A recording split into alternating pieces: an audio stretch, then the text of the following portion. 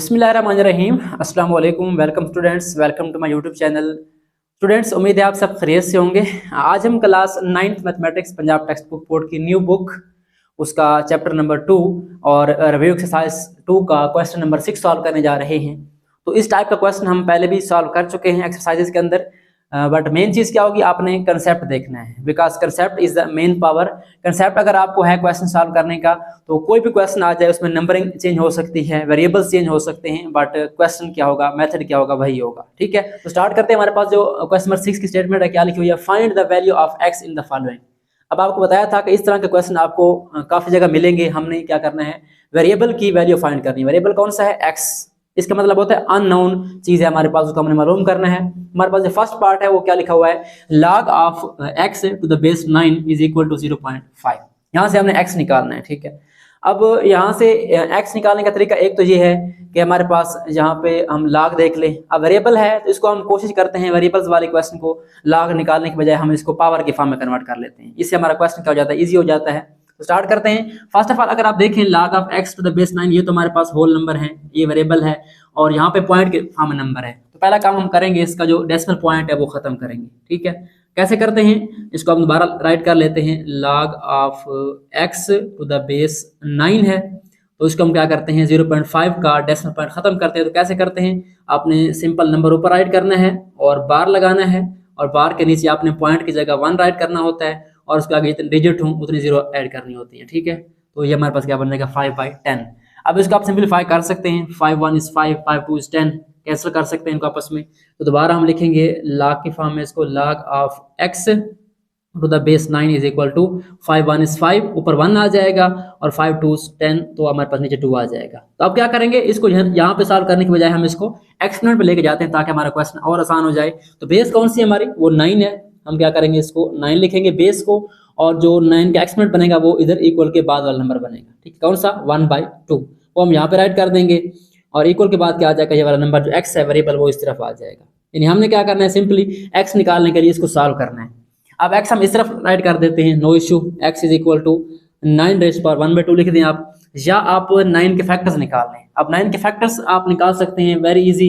9 हमारे पास क्या होता है, 3 का स्क्वायर होता है, यानी 3 वाला टेबल एक टाइम जाएगा, 3 3s are 9 एंड 3 1 is 3। इसका मतलब हम यहाँ पे राइट कर सकते हैं कि हमारे पास जो 9 है वो किसके इक्वल है, वो 3^2 के इक्वल है। तो यहाँ पे हम क्या करेंगे, 9 के बजाय लिखेंगे 3^2, और ऊपर हमारे पास क्या मौजूद है, 1/2। हमने क्या किया है, 9 को कन्वर्ट किया है उसके एक्सपोनेंट के फॉर्म में। जो 1/2 पहले वाला है वो वैसे आ जाएगा। अब क्या होगा, अब देखें पावर के ऊपर पावर है, हम यहाँ पे यूज करेंगे पावर लॉ ऑफ एक्सपोनेंट। वो क्या होता है कि अगर आपकी 2 पावर्स आ जाएं और ब्रैकेट इन्वॉल्व हो, तो इनको आपस में क्या कर देते हैं, मल्टीप्लाई कर देते हैं। आप डायरेक्ट भी कैंसिल कर सकते हैं, बट प्रॉपर मेथड ये हम इसको मल्टीप्लाई करते हैं। अब देखिए डिवाइड हो रही हैं, 2 1 is 2, ये कैंसिल हो जाएंगे। हमारे पास जो फाइनल स्टेप में x का आंसर आ जाएगा वो क्या आ जाएगा, 3 आ जाएगा, यानी 3^1 आएगा।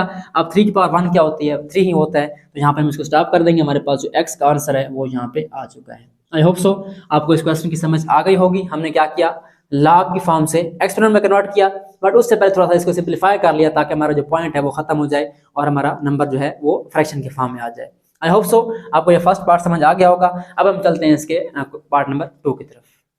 सो स्टार्ट करते हैं इसका सेकंड पार्ट। हमारे पास सेकंड पार्ट में जो क्वेश्चन है, स्टेटमेंट है, इक्वेशन है, वो एक्सपोनेंशियल फॉर्म में गिवन है। ठीक है, तो जब आपके पास एक्सपोनेंशियल फॉर्म में क्वेश्चन हो तो आप कोशिश किया करें उसको इसी फॉर्म में सॉल्व किया करें। इसको log की फॉर्म में कन्वर्ट करने की जरूरत नहीं है। अगर हल ना हो रहा फिर हम इसको लेके जाते हैं। तो पहले हम क्या करते हैं, इसको इधर ही सॉल्व करते हैं। अगर आप देखें क्वेश्चन में क्या हमारे पास 1/9 है, और होल रेस्ट पावर क्या है, 3x है, यानी इस पूरी फ्रैक्शन की पावर कितनी है, 3x है, और इक्वल के बाद क्या है, 27 है। इसका मतलब हमने क्या करना है, इसको सब नंबर्स को एक्सपोनेंट के फॉर्म में कन्वर्ट करना है। यहाँ पे आपको नजर आ रहा है पावर एक्सपोनेंट है, तो हम क्या करेंगे, इसको भी और इसको भी एक्सपोनेंट के फॉर्म में कन्वर्ट करेंगे ताकि हम नंबर्स को आपस में बराबर करके, बेस से पावर को बराबर करके हम इसका आंसर निकाल सकें।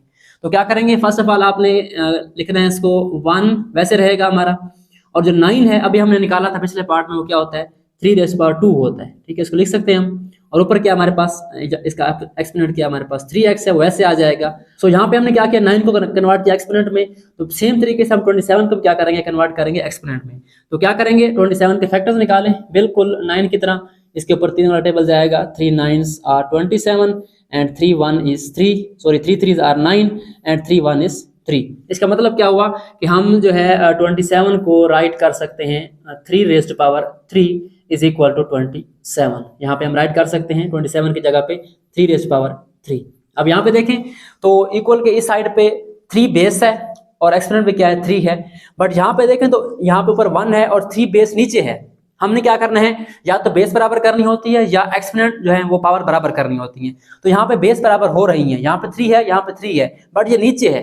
तो क्या करेंगे हम इसको किस तरीके ऊपर लेके जाएंगे। तो हमारे पास एक रूल मौजूद है कि अगर हम एक एक्सपोनेंट को बेस को ऊपर लेके जाते हैं या ऊपर से नीचे लेके आते हैं तो हमारे पास जो उनके एक्सपोनेंट है उनकी साइन क्या होते हैं, उनके चेंज होते हैं। तो हम क्या करेंगे, इस 3 को ऊपर ले जाएंगे, यानी इसका हम लेंगे रेसिप्रोकल। तो ये 3 ऊपर जाएगा तो क्या बन जाएगा हमारे पास 3 रेज़ पावर, पहले पॉजिटिव था अब क्या बन जाएगा नेगेटिव बन जाएगा। अब 1 नीचे आएगा, 1 तो 1 ही रहेगा, 1 आप राइट करें या ना करें इट्स ओके, 1 से डिवाइड करेंगे आंसर सेम आएगा। तो यहाँ पे आप ऊपर जो पावर है ब्रैकेट पर 3x ये राइट कर दें और उसके बाद यहाँ पे आपका 3 रेज़ पावर 3 वैसे आ जाएगा। I hope so you are getting the point. हमारे पास डिवाइड हो रहा है 1 से, तो 1 से डिवाइड करें तो वही आंसर आता है। अब मेन चीज क्या है, यहाँ पे पावर के ऊपर पावर है, यहाँ पे एक पावर है, यहाँ पे 2 है, तो हम क्या करेंगे यहाँ पे यूज करेंगे पावर ला। तो इसको मल्टीप्लाई कर देंगे, बेस हमारी 3 है और -2 मल्टीप्लाई हो जाएगा 3x के साथ। ठीक है, इसको डायरेक्टली भी आप कर सकते हैं। कुछ स्टूडेंट्स कहेंगे कि सर जो है एक स्टेप करते हैं, ये मैं इसलिए करता हूँ कि कुछ स्टूडेंट्स जो है वीक होते हैं तो वो इन चीज़ों को समझ नहीं सकते डायरेक्ट, तो मैं इसको स्टेप बाय स्टेप करता हूँ। आपने क्या करना है, मल्टीप्लाई कर देना है। अगर आप डायरेक्ट कर सकते हैं तो आपने डायरेक्ट इसको क्या बना देना है, -6x बन जाएगा। ठीक है, और इक्वल के बाद क्या आ जाएगा 3 रेज़ पावर 3 आ जाएगा। ओके हो गया। अब देखें, अब यहाँ पे हमारे पास जो बेसिस हैं वो इक्वल हो गई हैं। तो जब आपकी बेसिस इक्वल है इसका मतलब क्या है, जो एक्सपोनेंट है वो भी क्या है आपस में इक्वल है। तो यहाँ से हम कंपेयर करके एक्सपोनेंट पर जो वेरिएबल है उसकी वैल्यू निकाल सकते हैं। तो यहाँ पे हमने क्या लिखना होता है, by comparing basis and exponent, उसको राइट कर लें आप या डायरेक्ट इसका आंसर लिख लें।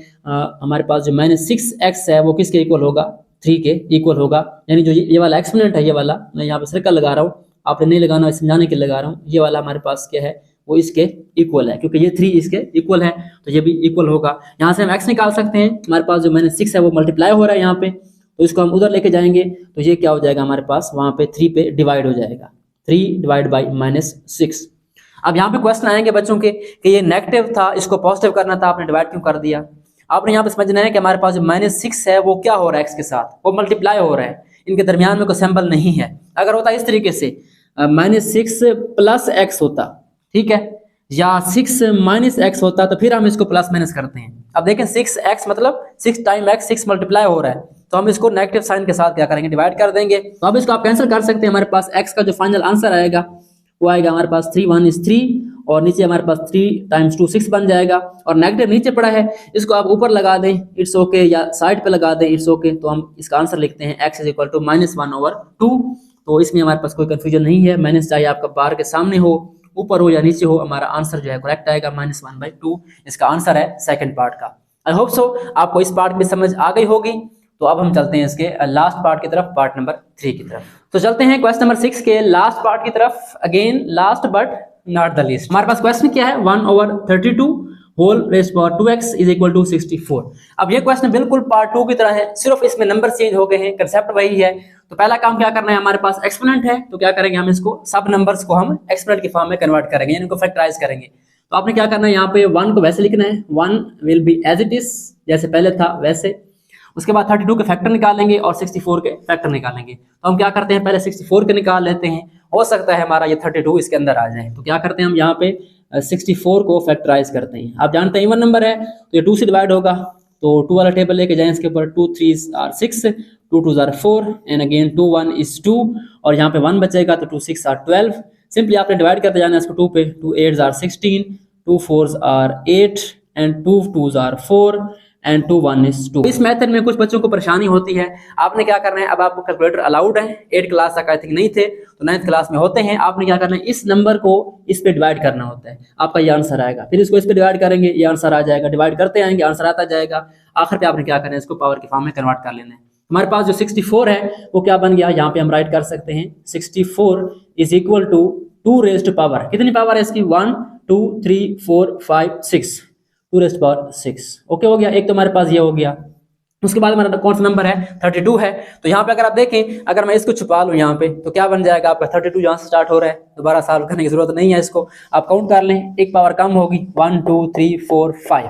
ओके हो गया, तो यहाँ पे हम राइट कर सकते हैं similarly 32 is equal to 2 raised power 5। Okay, तो इसको राइट कर दें, यहाँ पे हमारे पास यहाँ बन जाएगा 2 रेज़्ड पावर 5 और पावर वैसे आएगी 2x और इज इक्वल टू हमारा 64 क्या बन जाएगा 2 रेज़्ड पावर 6 बन जाएगा। अब क्या करना है, वही काम पिछले क्वेश्चन वाला, यहाँ पे बेस 2 है, यहाँ बेस 2 है, बट यहाँ पे बेस 2 ऊपर है, यहाँ पे नीचे है, तो क्या करना है, हमने इसको ऊपर लेके जाना है, तो चूज करेंगे हम नेगेटिव पावर ला कि नीचे से ऊपर जाएगा तो साइन क्या हो जाएगा, नेगेटिव हो जाएगा।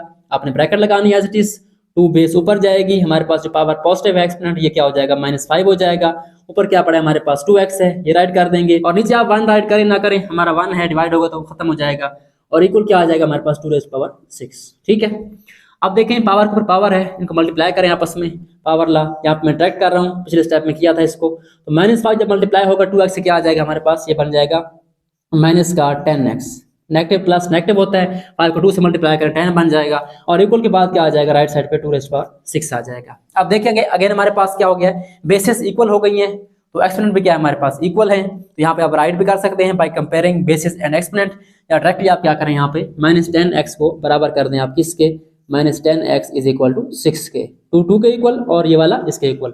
हमने x निकालना है, अगेन यहाँ पे देखें जो -10 है वो क्या हो रहा है, मल्टीप्लाई हो रहा है x के साथ, हमने क्या करना है इसको उस तरफ मूव करना है, तो जब नेगेटिव में मूव होगा यहाँ पे क्या हो जाएगा, ये डिवाइड हो जाएगा, तो क्या आ जाएगा हमारे पास यहाँ पे 6 ऊपर है और -10 नीचे आ जाएगा।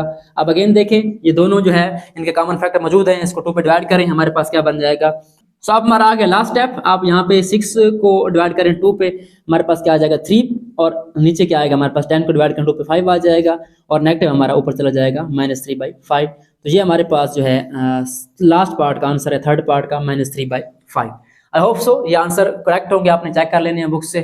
सो स्टूडेंट्स ये हमारे पास रिव्यू एक्सरसाइज 2 का क्वेश्चन नंबर 6 सॉल्व हो चुका है। आई होप सो आपको इनकी समझ आ गई होगी। सो स्टूडेंट्स अगर आपको मेरी वीडियो से थोड़ी भी हेल्प हो रही है तो काइंडली वीडियोस को लाइक किया करें, शेयर किया करें, और कमेंट लाजमी किया करें, अपनी राय का इजहार जरूर किया करें, इससे हमें हौसला अफजाई मिलती है।